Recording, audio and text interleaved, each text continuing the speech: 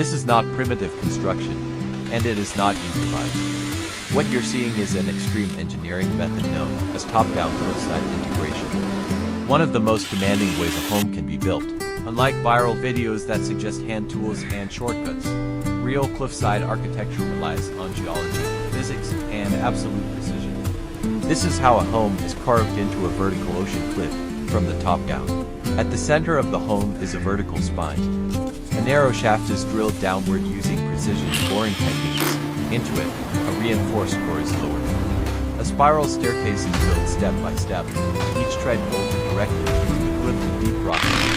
This staircase is not aesthetic.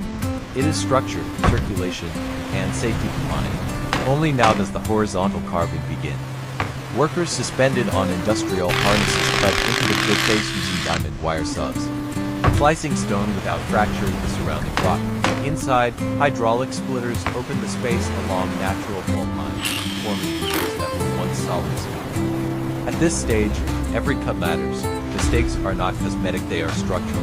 While rock cannot support human life, the interior is sealed with shotcrete, locking loose stone in place and protecting against salt air and erosion. Long steel pins anchor the structure deep into stable bedrock. Behind the walls, drainage systems quietly redirect groundwater back toward the ocean, preventing moisture from ever reaching the living space. This is the difference between a cave and a home.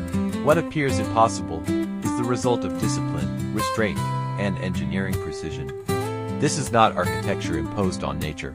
It is architecture negotiated with it. If you want more stories about extreme structures and the engineering behind them, subscribe and turn on notifications.